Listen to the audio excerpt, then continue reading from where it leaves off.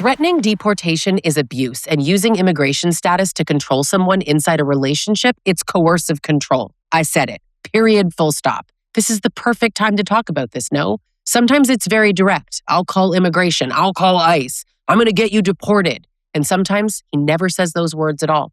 Sometimes it's reminders or implications or little comments about how careful you should be, who helped who, how precarious things are right now. Both versions are abuse and both rely on fear. And it works because most women were never taught to recognize paperwork and authority or the state as tools of control inside a relationship. Hell, most women in abusive relationships have no idea that they're even in an abusive relationship. This isn't about anger. It's about power and about a man deliberately using your legal vulnerability to keep you compliant. And if your first instinct is to think, but my situation is different, I'm telling you that hesitation is part of the trap. I'm Lisa Sonni. I'm a relationship coach who specializes in abusive dynamics, and I work daily with women who are trying to leave or survive relationships where men use fear and control instead of accountability. Subscribe because this channel names patterns that women are taught to minimize, excuse, or second guess until they lose years of their lives doing it. Now, there are basically two ways that immigration abuse shows up, and I want to separate them. The first is the overt version. This is the man who says it straight, right? He tells you he's going to call immigration. He tells you, I'm calling ICE. And then he tells you that he'll ruin your status. He'll have you deported if you leave, if you don't comply, if you don't come back. But he's clear.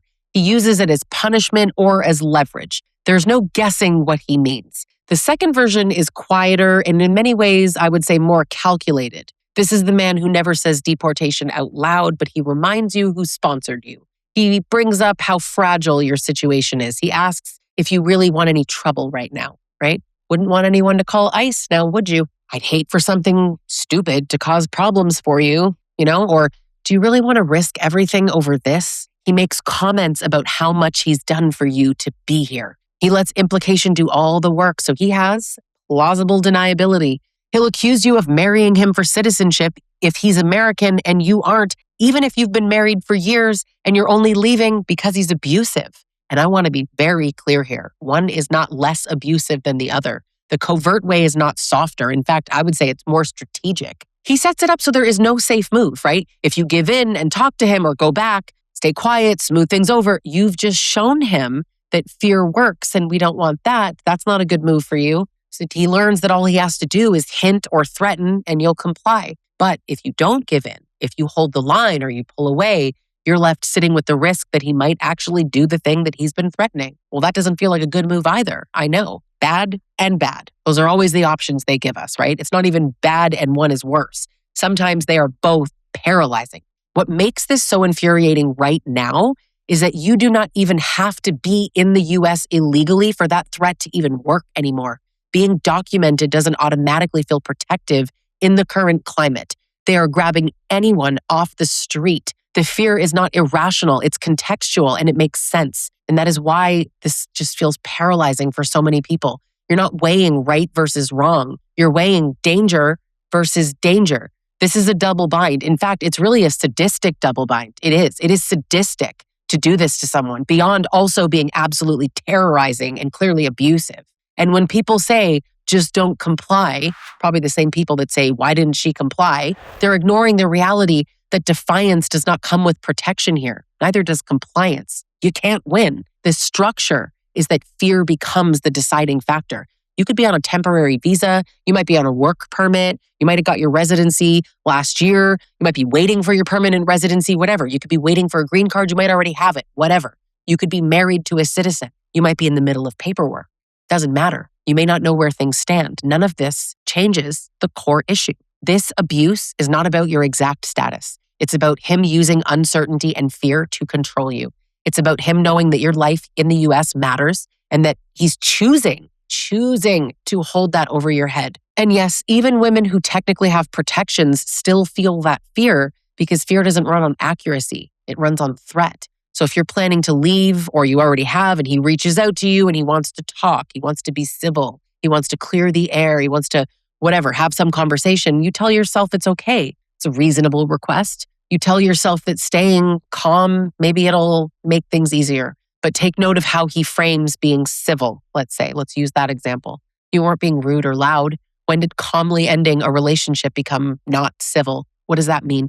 But that's part of this. It's a way to minimize and distract. He's going to distract you in this conversation. That's the point, right? Somewhere in that conversation, he drops something like, you should be careful right now, or this isn't a great time for you to cause problems, or don't forget how you got here. He doesn't even have to explain it. He doesn't need to. From that moment on, the conversation has changed. You're not talking as equals. You're negotiating under threat, and he's reestablishing his control. Men who do this are not confused. They're not overwhelmed. They're not sad. They just miss you, right? No, they want you to stay and come back. And they are not speaking out of fear that they've lost you. This is his calculated, intentional move.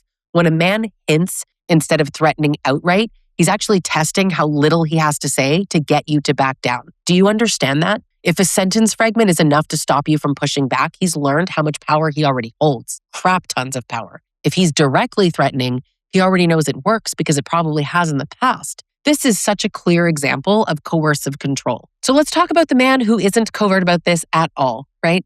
The man who says it outright. I'm calling immigration. I'm calling ICE. I'm going to have you deported. There's no ambiguity here.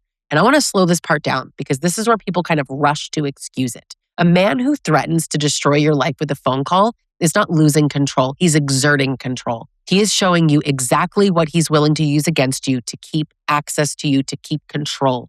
Dominance and power are his number one goals. Whether or not he follows through, that's not the point. I'm so tired of it. Look, but he didn't actually do it. That's not the point. What matters is that he chose terror as his weapon of choice. And people love to say that most of these threats are empty, right? And yeah, actually, often they are. They are empty most of the time. But abuse is measured by impact, not probability. A gun does not need to be fired to control a room. So immigration threats do not need to be carried out to control a relationship. The goal is fear. Waving it around is what creates the fear. If fear changed how you behave, the abuse worked. And men who later say, oh my God, I would never actually do it. He's not reassuring you. He's admitting the strategy. It's a confession. They wanted obedience without consequences. What makes this moment different, and honestly why this is hitting harder right now, is that fear around immigration is already everywhere, right? It's ambient. It's in headlines and conversations and workplaces. It's all over social media. Abusive men don't need to exaggerate risk in a climate where fear is normal. They just piggyback on it, hop right on, right? They point at a system that everyone's already scared of, and they let the system do the heavy lifting. And that makes the abuse so much harder to clearly state and clearly see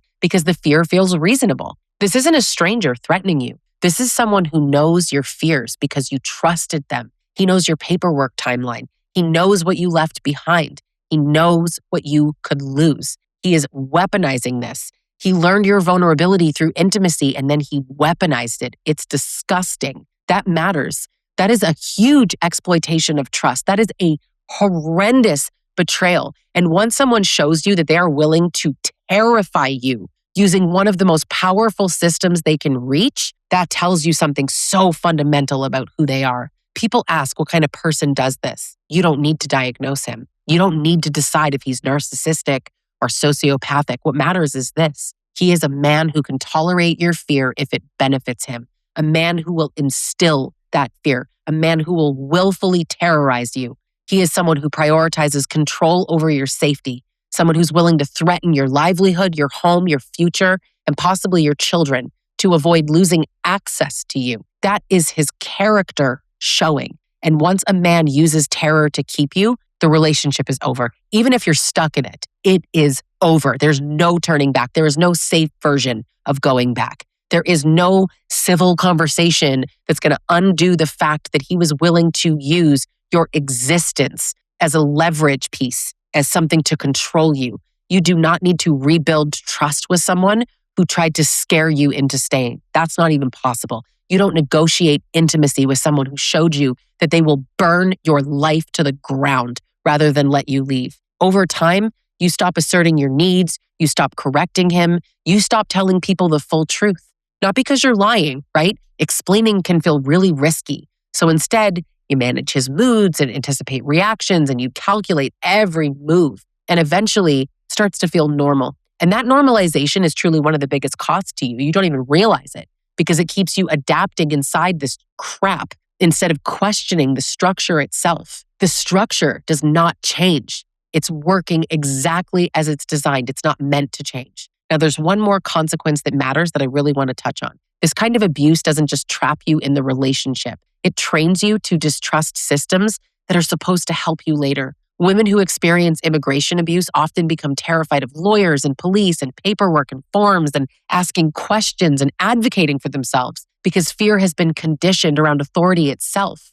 And think about how so many of these women were raised. They already might have had these fears, and this just compounds it and makes it worse. So even after the relationship ends, that fear sticks. That's how deep this goes. So here's what really matters, and I'm not going to soften this because you know me, I don't do that. The truth is, you don't need proof or confirmation. You don't need to wait.